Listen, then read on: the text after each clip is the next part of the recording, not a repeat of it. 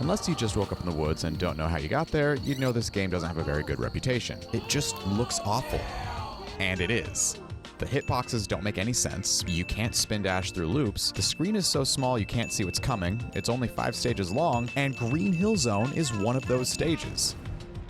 After the 3DS eShop shut down, you would have been safe from this awful game out here, because most releases require a TV screen and electricity. Obviously the Game Gear was also technically portable too, but the batteries would die before you even left your front door. But Sonic Origins Plus has done the unforgivable. Sonic Blast is back, and more portable than ever. It could be anywhere now, but I'm here to help you survive, and get out of here. For the first step, it's time for an eye exam. Which looks better, 1 or 2? 1 or 2. To the untrained eye, these games may look exactly the same, because they've animated their characters by taking screenshots of a 3D model and turning it into a sprite sheet. This could have led to a super unique art style and beautiful scenery if the screen wasn't the size of an IHOP gift card with only 12 bits of color. This makes it really easy to get lost and sometimes hard to tell what you can walk on and what's just decoration. But it's not totally a lost cause, because as tedious as navigating these ugly zones can be, it's actually not too difficult to find shelter. In most Sonic games, you'll take damage and lose all your rings. Sonic Blast only has you lose 10 rings at a time. But don't be fooled. Being allowed to keep rings is not mercy. This is a trap. Because the enemies in this game will respawn as soon as they're off the screen, making backtracking for extra rings a very risky strategy only for the bravest of blasters. But even if you don't want to backtrack for rings, you can force the rings to respawn too by hiding in a special zone you can find in every act. But again, Sonic Blast is not being kind here, because there are only 5 zones, and to get the true ending of the game, you need 5 Chaos Emeralds. If you did the math, that means there's only 1 emerald per zone. Even though each zone has 2 acts, only Act 2 gives you a Chaos Emerald. You also can't retry special stages if you mess up, which really sucks, because even though the special stages only require you to get 50 rings, this is not always easy to do because the hitboxes don't make a lot of sense in this game. Strangely enough, Sonic Blast seems to understand this fatal flaw, because even though the second act special stage is the Emerald Challenge, the first act is a practice round. The layouts are very similar, but the practice one has more rings and less obstacles. It'll also give you an extra life at the end instead of just an emerald. Sonic Blast is still awful for only giving you 1 shot per stage for the emerald, but I guess being able to practice for the emerald is kinda cool, because in other games that only give you 1 shot per zone, you may as well just skip the life-only special stages.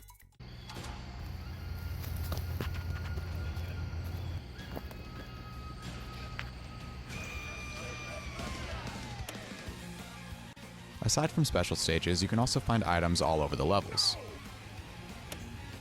You'll recognize these ones, but these are unique to Sonic Blast. You also get a random bonus from finishing every stage. But the most important tool is Sonic's new Boost Blast. Because of Sonic Blast, Sonic no longer needs a lightning shield to double jump. This ability was carried over into future Sonic games too. Without Sonic Blast, these games just wouldn't be the same. Even if the game sucks, I could see myself kinda warming up to it if it weren't for this place. Imagine the absolute worst water levels you have ever played, but make them longer, slower, and even harder to navigate. As if the frame rate of the game wasn't slow enough, going underwater slows it down even more. And if slowdowns don't ruin the stage for you, they also turn this level into a tube maze that's almost impossible to understand. It's just a very, very bad level, and to top it off, there aren't nearly as many air bubbles in these water levels as there are in other games' water levels. Being underwater in most games is awful, but having less air in Sonic Blast makes it even worse.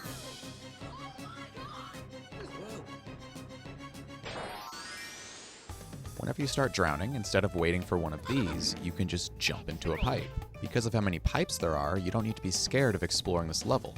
There's a lot of really tricky underwater platforming sections that ruin this game for a lot of people, and even if you have unlimited air, they still suck. But if you don't need to worry about breathing, you can take as long as you need to practice the jumps.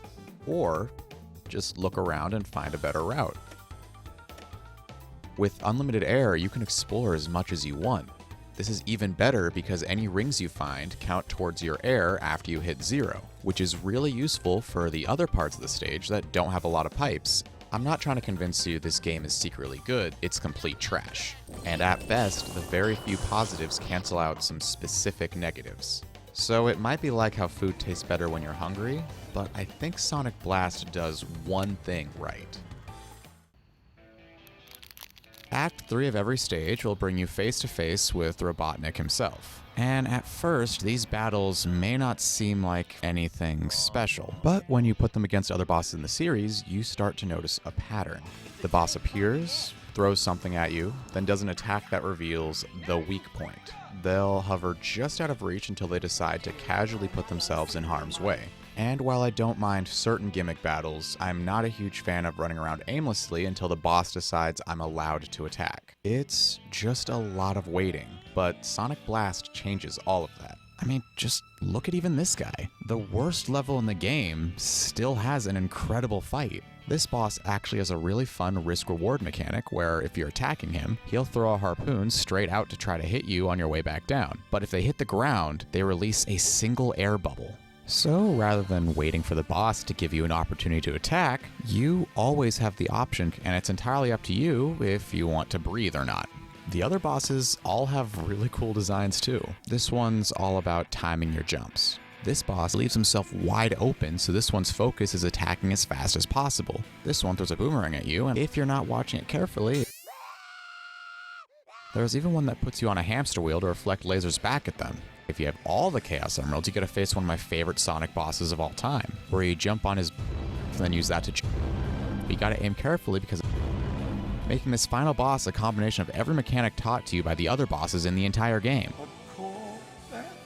The lead up to each boss is also not a traditional Act 3, and instead of a full stage, or just the boss fight, Sonic Blast gives you a short platforming segment where you can either rush to the boss or collect extra rings. There is even a hidden switch and a silver door in every boss level that has even more rings hidden inside.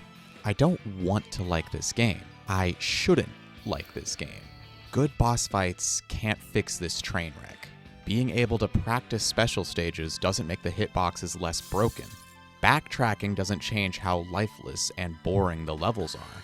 The screen crunch, the slowdown, having a cheese grater rubbed on my ear every time I start the game. This is awful, and it makes sense why everybody hates it. I know I'm wrong, but I think I had fun with Sonic Blast.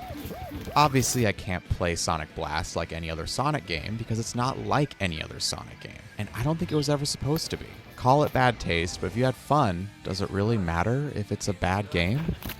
Luckily, with Sonic Blast being as awful as it is, there's nowhere to go but up, and this next game takes the franchise higher than it's ever been before.